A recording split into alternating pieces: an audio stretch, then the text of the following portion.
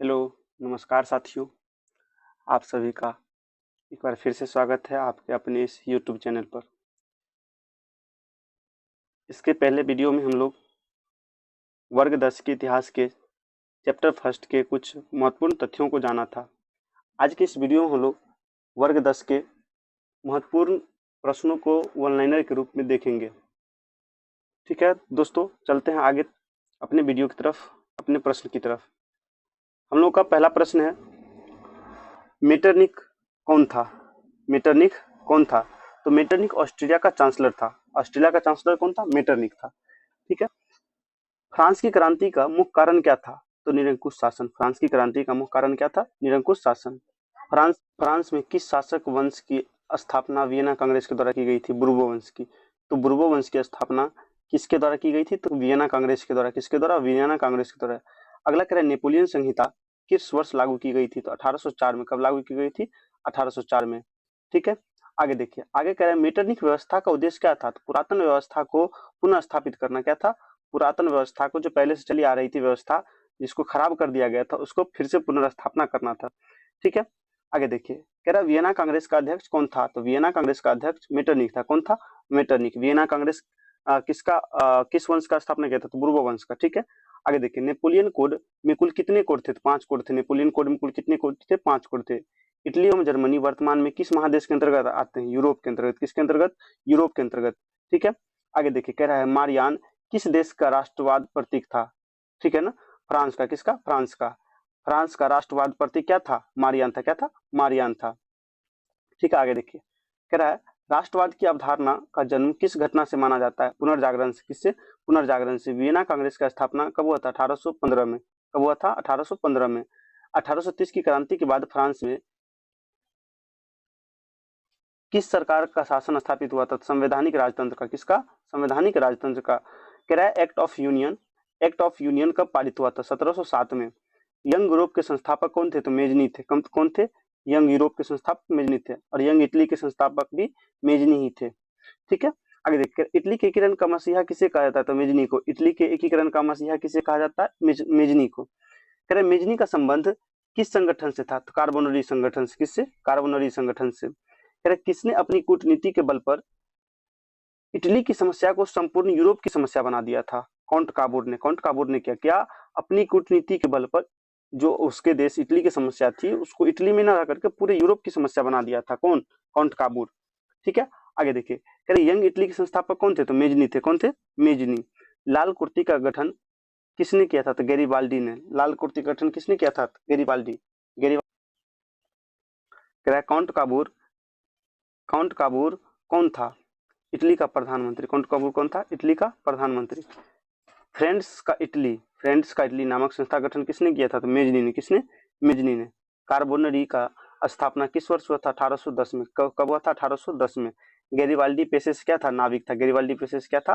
नाविक था। कह रहा है, काउंट काबूर को विक्टर इमैनुअल ने किस पद पर नियुक्त किया? प्रधानमंत्री पर।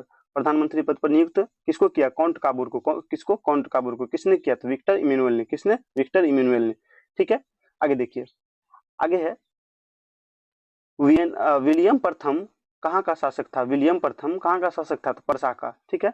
ज्वेलरी की स्थापना किस राज ने की थी? पर्सा ने। पर्सा पर्सा द्वारा किसकी स्थापना की गई थी? तो ज्वेलरी राज की। किसकी? सॉरी, पर्सा द्वारा किसकी स्थापना की गई थी? तो ज्वेलरी की। किसकी? ज्वेलरी की। कह रहे, सीडान का युद्ध कौन सा युद्ध? सीडान का युद्ध किसके किसके बीच हुआ था? पर्सा और फ्रांस के बीच।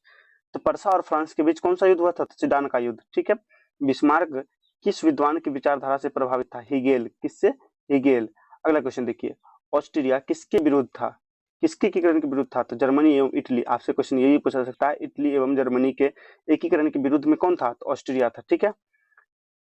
अब कह रहा है, अगला कह रहा है, नेपोलियन ने जर्मनी के किस संघ की स्थापना की थी? तो राइन संघ की। किसकी? राइन संघ की। ठीक है। अगला कह रहा है, फिर किस युद्ध के बाद जर्मनी का एकीकरण हुआ? सीडान के युद्ध के बाद। किसके युद्ध के बाद? सीडान के युद्ध के बाद। जर्मनी का एकीकरण किस वर्ष पूर्ण हुआ था? जर्मनी का एकीकरण कब पूर्ण हुआ? 1871 में। जालवेरियन कौन? जालवेरियन किसकी संस्था थी? तो व्यापारियों की एक संस्था थी। कौन थी? जाल जालवेरियन। जालवेरियन किसकी संस्था थी? तो व्यापारियों की। सेडाओं का युद्ध में कौन पराजित हुआ? ऑस्ट्रिया। कौन? ऑस्ट्रिया। आगे देखिए, कह रहा है जर्मन राइन राज्य का निर्माण किसने किया था? नेपोलियन बोनापार्ट ने। किसने? नेपोलियन बोनापार्ट ने। ठीक है। रक्त एवं लौह की नीति का अवलंबन किसने किया? बिस्मार्क ने। किसने? बिस्मार्क ने किया था। फ्रैंकफर्ट की संधि कब हुई थी? 1871 में। कब हुई थी? 1871 में। ठीक है। आगे देखिए, कह रहा है सेडान का युद्ध कब हुआ था? सेडान का युद्ध कब हुआ था? 1870 में। 1870 में सेडान का युद्ध हुआ और 1871 में फ्रैंकफर्ट की संधि हुई। क्या हुई? फ्रैंकफर्ट की संधि हुई।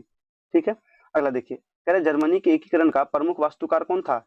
बिस्मार्क। कौन था? बिस्मार्क। बिस्मार्क को क्या कहा जाता है? जर्मनी के एकीकरण का प्रमुख वास्तुकार। ठीक है। 1871 में कौन सी संधि हुई थी? फ्रैंकफर्ट की संधि हुई थी। फ्रैंकफर्ट की संधि हुई थी। कौन सी संधि हुई थी? फ्रैंकफर्ट की संधि हुई थी। जर्मनी के एकीकरण के लिए कौन उत्तरदायी था? बिस्मार्क। बिस्मार्क को ही जर्मनी के एकीकरण का प्रमुख वास्तुकार कहा जाता है। यूरोप का मरीज किसे कहा जाता था? तुर्की। किसको? तुर्की।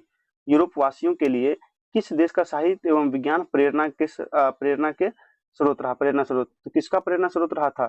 इस यूनान का। किसका? यूनान का। ठीक है। आगे देखिए, आगे कह रहा है यूरोपीय सभ्यता का पालना किसे कहा जाता था? यूनान को। किसको? यूनान को। यूरोपीय सभ्यता का पालना किसे कहा जाता है? यूनान को। ऑस्ट्रिया का चांसलर कौन था? तो मेटरनिक। ऑस्ट्रिया का चांसलर कौन था? मेटरनिक। कह रहा है 1830 ईस्वी में क्रांति के समय फ्रांस का शासक कौन था? चार्ल्स 10। फ्रांस का शासक कौन था? चार्ल्स 10 था। ठीक है। यानी कि 1830 की जो क्रांति हुई थी उस समय फ्रांस का शासक कौन था? चार्ल्स 10 था। कह रहा है लुई फिलिप। कौन? लुई फिलिप ने गीजो को प्रधानमंत्री कब नियुक्त किया? 1840 में। यहाँ पर 3-4 क्वेश्चन बन सकता है। देखिए, 1840 में लुई फिलिप ने किसे प्रधानमंत्री नियुक्त किया? गीजो को। गीजो को 1840 में किसने प्रधानमंत्री नियुक्त किया?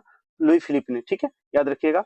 अगला कह रहा है काल्सवाद के आदेश को किसने जारी किया? तो मेटरनिक ने। किसने? मेटरनिक ने। मेटरनिक युग का अंत कब हुआ? 1848 में। मेटरनिक युग का अंत कब हुआ? 1848 में।